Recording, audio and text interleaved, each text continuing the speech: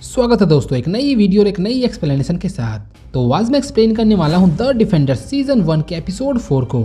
यदि आपने इसके पहले के एपिसोड को नहीं देखा है तो आप डिस्क्रिप्शन या आई बटन में दिए गए लिंक के जरिए देख सकते हैं। तो बिना और टाइम वेस्ट ना करते हुए हम सीधा चलते हैं इसके मेन स्टोरी लाइन की तरफ।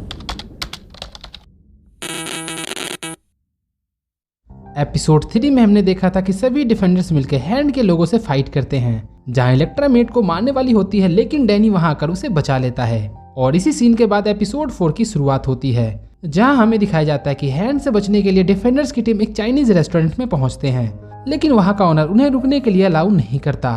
पर डैनी उनके 6 महीने का किराया भर देता है, जिससे कि वो मान जाता है और उन्हें वहां रुकने देता है। यह एक दूसरे की बातचीत से इन्हें पता चलता है कि हैंड एक अंडरग्राउंड ऑर्गेनाइजेशन है जो कि कुछ बड़ा प्लान कर रही है, और मैट और डैनी इस हैंड ऑर्गेनाइजेशन से पहले भी सामना कर चुके थे। पर इसके बावजूद भी इन्हें उस ऑर्गेनाइजेशन के बारे में ज्यादा कुछ पता नहीं था। लेकिन मैट अपनी मरी हुई गर्लफ्रेंड इलेक्ट्रा को जानता था, जिसने थोड़े टाइम पहले उसे मारने की कोशिश की थी। पर इसके बावजूद भी मैट लोगों को इलेक्ट्रा के बारे में किसी को नहीं बताता।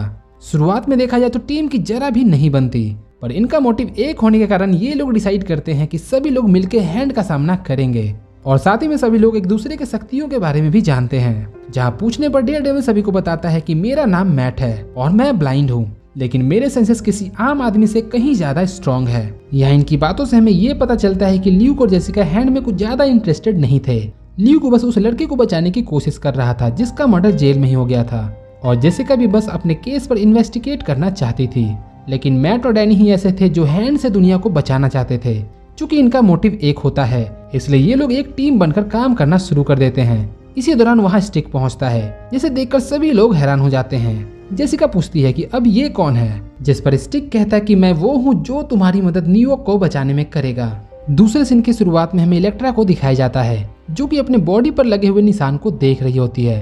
तभी अलेक्जेंड्रा वहाँ पहुँचती है और उससे कहती है कि हम वापस किसी को भी जिंदा कर सकते हैं, पर बॉडी के निशान को गायब नहीं कर सकते। ये सुनकर इलेक्ट्रा अलेक्जेंड्रा से पूछती है कि आखिर मैं मरी कैसे थी, जिस पर अलेक्जेंड्रा कहती है तुम्हें इससे मतलब नहीं होना चाहिए कि तुम कैसे मरी थी, तुम्हें बस मतलब इससे होना चाहिए कि तुम्हें ये नई जिंदगी किसने दी है।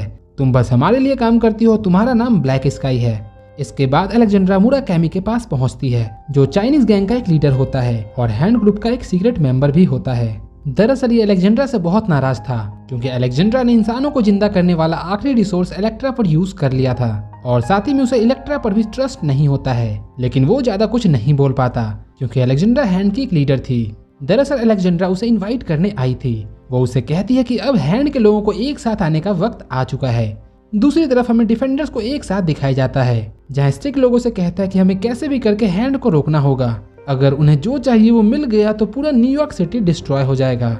लेकिन डैनी उसे पूछता है कि आखिर तुम कौन हो और तुम किसके लिए काम करते हो, जिस पर स्टिक उसे बताता है कि मैं चेस्ट ऑर्गेनाइजेशन से हूँ और हमारा काम है हैंड को रोकना, और मैंने भी कुल्लूल से ही ट्रेनिंग ली है जहाँ से तुमने ली थी। लेकिन ये बात डैनी को नहीं पता होती है।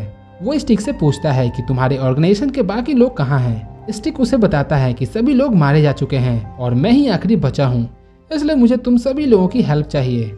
इन सभी चीजों में जेसिका थोड़ा सा भी इंटरेस्टेड नहीं होती है, इसलिए वो वहाँ से चली जाती है। दरअसल वो किसी जंग में नहीं पड़ना चाहती थी, पर ल्यूक उसे जाकर समझाता है कि मुझे भी ज्यादा कुछ नहीं पता है, पर मैं बस इतना जानता हूँ कि बहुत से लोगों की जान खतरे में है, इसलिए मैं इनका साथ दूंगा। लेकिन जेसिका कहती है कि मुझे दूसरों से मतलब नहीं है, और वो वहाँ से चली जाती है। इधर इनकी बातों से सभी को ये पता चलता है कि मैट और स्टिक एक दूसरे को पहले से ही जानते थे, क्योंकि स्टिक ने ही मैट को ट्रेनिंग दी थी। इधर दूसरी तरफ जेसिका अपने ऑफिस पहुंचती है और अपने कंप्यूटर पर अलेक्जेंड्रा के बारे में रिसर्च करती है, जिसमें उसे पता चलता है कि अलेक्जेंड्रा का साइन 1945 के एक डॉक्यूमेंट पर मौजूद है। ये देखकर वो हैरान हो जाती है और वो समझ जाती है कि ये उस समय से अभी तक जिंदा है। इधर दूसरी तरफ हमें दोबारा स्टिक को दिखाया जाता है, जहाँ वो लोगों से कहता है कि बहुत सालों पहले कुल्लूल के पूर्वजों ने एक की के जरिए अपने आप को हील करने का तरीका ढूंढ लिया था, लेकिन वहाँ पर 5 जने थे जिनके इरादे ठीक नहीं थे। उन्हें अपने आप को न सिर्फ हील करना था, बल्कि वो इमोर्टलिटी चाहते थे, यानी कि वो मौत को हराना चाहते थे। इसलिए उन्हें कुल्लूल से निकाल दिया गया और फिर वो 5 फिंगर्स मिलकर हैंड बन गई। ये सुनकर डैनी स्टिक से पूछता है कि ये मैडम काहो कौन है, उसी ने मेरे पेरेंट्स को मरवाया था। स्टिक कहता है कि वो भी हैंड ग्रुप की एक मेंबर है। और इसके अलावा 3 और मेंबर्स हैं, जिसमें व्हाइट हैट, मोराकामी और बाकुटो है। इसके बाद हमें जेसिका को दिखाया जाता है, जो रेमंड के वाइफ के पास पहुंचती है और उससे कहती है कि तुम्हारे हस्बैंड इनोसेंट हैं, पर उन्हें फंसाने वाले लोग बहुत ही खतरनाक हैं, इसलिए तुम्हारी सेफ्टी के लिए मैं अब से तुम पर नजर रखूंगी। जिस पर रेमंड की वाइफ कहती है कि मुझे लगा था कि तुमने किसी को मेरे पर नजर रखने के लिए पहले से ही भेज रखा है, क्योंकि एक कार यहाँ नीचे कल रात से ही लगी पड़ी है। जेसिका उसकी बात सुनकर उस कार के पास पहुंचती है और कार में बैठे आदमी को बहुत मारती है और कहती है कि इनका पीछा करना छोड़ दो, इन्हें कुछ नहीं पता। इधर दूसरी तरफ स्टिक मैट के पास जाता है और उससे बताता है कि क्या तुम्हें पता है कि तुम्हारा सामना इलेक्ट्रा से हुआ था। उसकी बात सुनकर मैट हैरान होता है और उससे पूछता है कि क्या इलेक्ट्रा अभी भी जिंदा है। स्टिक कहता है कि नहीं, वो अब कुछ और ही बन चुकी है और उसे कुछ भी पुरानी बातें याद नहीं है, इसलिए हमें उसे मारना होगा। लेकिन मैट कहता है कि नहीं, अभी भी थोड़ी उम्मीद बाकी है, क्योंकि वो मुझे मारने से हिचक रही थी और थोड़ी देर के लिए रुकी भी थी। इसी दौरान मैट को कुछ सेंस होता है और वो खिड़की से बाहर देखता है, जहाँ उसे कार दिखाई देती है। ये देखकर मैट कहता है कि मैं बता नहीं सकता कि ये कितने लोग हैं, लेकिन उनके पास बहुत सारे हथियार हैं। तभी अलेक्जेंड्रा कहती है कि तुम वहाँ क्या देख रहे हो, मैं यहाँ हूँ। दरअसल अलेक्जेंड्रा पहले से उस कमरे में मौजूद होती है। वो उनसे कहती है कि मैं यहाँ बातचीत करने आई हूँ और तुम लोग जैसा हमें समझते हो हम लोग उतने भी बुरे नहीं हैं, हम बस लाइफ चाहते हैं। जिस पर ल्यूक कहता है कि तुम लोगों को मारकर कैसी लाइफ चाहती हो। इसके बाद अलेक्जेंड्रा डैनी को एक ऑफर देती है। वो उसे कहती है कि मैं बस यहाँ तुम्हारे लिए आई हूँ, अगर तुम हमारे साथ चलते हो तो मैं तुम्हारे शहर न्यूयॉर्क को छोड़ दूंगी।